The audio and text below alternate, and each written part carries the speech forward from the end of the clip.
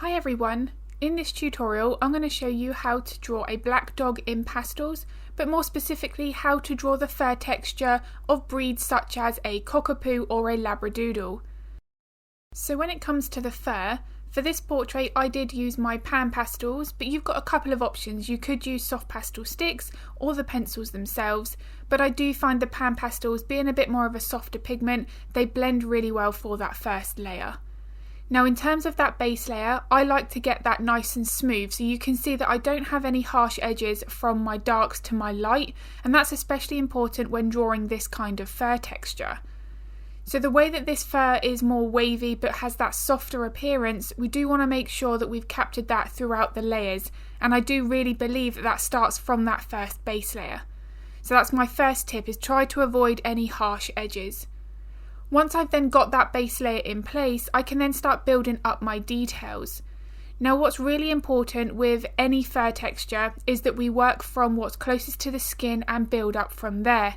There are some exceptions. I've got a tutorial here on YouTube and it's of a yellow Labrador, and because of the colour of that coat I have actually worked from light to dark, so I've approached that slightly differently. But for this I do want to work from dark to light. When I work with my base layers, I'm purely just mapping in my shapes. I'm not really focusing at all on any detail, but I'm following the fur direction.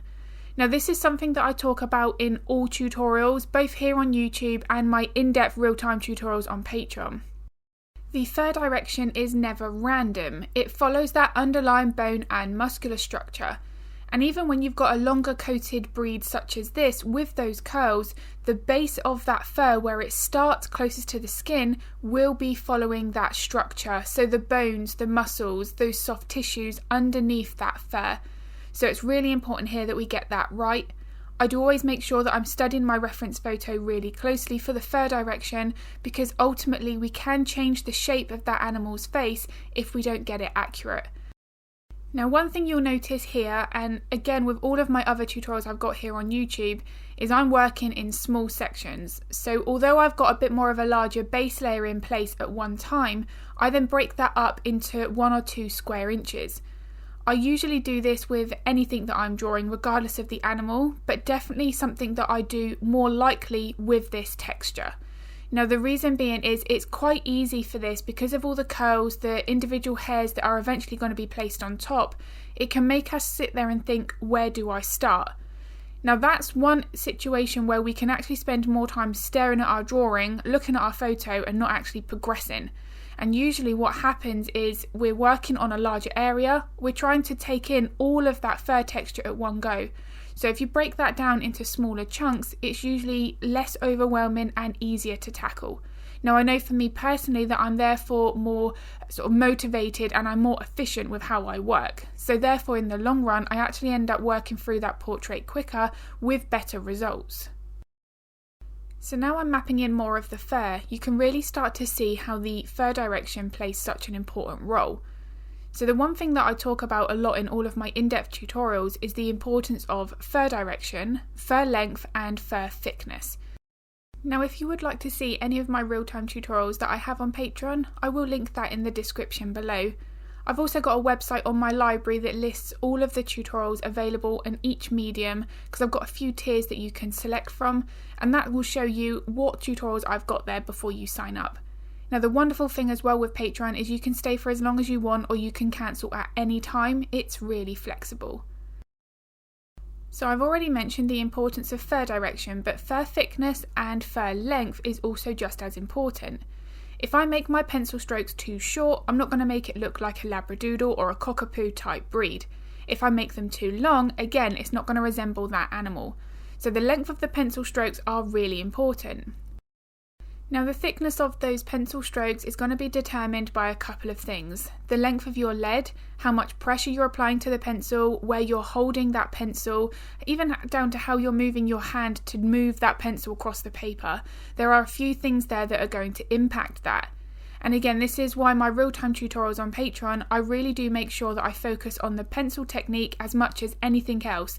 The layers are important, glazes, how we're building up our details, contrast, lighting, but the pencil technique as well is just as important. and the way that we use those pencils are going to really impact the type of fur texture that we're trying to draw. So before I progress onto the rest of the portrait, if the tips and techniques that I've shared in this video so far have been useful, I would really appreciate it if you could give the video a like and a thumbs up. It makes a huge difference to my channel and I'd be really grateful.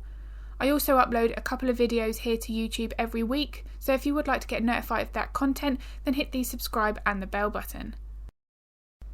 Now, as dog ears, especially for breeds such as Spaniels or Cockerpoos or Labradoodles here, are one of the more challenging elements of that portrait. What I've done is on Patreon I have added a couple of Spaniel ear tutorials there so that you can really see how I break up that process. Because everything there is all about the layers and the shapes. We really don't want to be drawing all of the curls that we can see on the very top because we're going to be limiting the amount of depth that we can build up throughout that ear. So other than the pencil technique, which I've covered a lot in this tutorial, the contrast and lighting is also just as important. If I don't get my darks really dark and I don't get my highlights bright enough, my portrait is going to look flat. Now it really doesn't matter if I've got the colour spot on if my contrast is lacking, because the portrait will not look three-dimensional. So what I want to do here, just like when I'm working on the fur, the nose has to also contain that good lighting. I've got the nostrils really dark and you can see that I'm slowly building up my bright highlights. And that's the key to it. If I've got a nose or an eye with a particularly bright highlight, I will map that in with a white pencil first, and then I can build up my values around it. However, like here where I've just got a few little dots that are on the top of that nose, because we have that ability to layer our lights over darks with pastels, we can add that onto our future layers. But as I've said, if I do have a particularly large highlight on the nose that is bright white, I would usually map that in first. And the lighting, as I've said here, is so important. It's something that I talk about in every single tutorial because it is what's going to make the most difference. Now, I do often get a lot of questions asking about how to mix colours with pastels. How do we know which layers to add in order to replicate the colour we can see in our reference photo? Now, the colour selection process, the way that I do it and mixing my colours, is all based on one simple method. I basically just decide, is the colour that I'm looking at in my reference photo a warm or a cool colour? I use a colour wheel to identify that, but I don't go into any complex colour theory at all. So if you would like to see how I select that process and how I really break it down, how I select those colours, then I've got lots of tutorials on Patreon, all full-length projects where I'm showing you in that moment while I'm drawing how to select and mix those colours. So as I've said, if that and any of my other tutorials on Patreon are of interest, then that link is in the description below. Now when it comes to the fur, above the nose but below the eyes, where the bridge of the nose is, this is very, very important. The way that we are moving our pencils and curving those pencil strokes is going to affect how long that muzzle looks. So if we make our pencil strokes too broad and they're going across on more of a left to right angle, so they would look flatter, that's going to make the nose and the bridge of the nose area look really wide. So we do have to make sure that we are curving our pencil strokes and again following that fur direction very, very closely. This is one of those areas where it can completely throw out the proportions of that animal if we don't get this right. And that can be made a little bit more complex by the fact that the fur across the nose and muzzle area here is longer. So because the layering process here, although technically is the same working here from dark to light, the way that we would be having to arrange those layers and what we should be drawing first and leaving last might potentially be different from dog breed to dog breed, depending on that fur texture.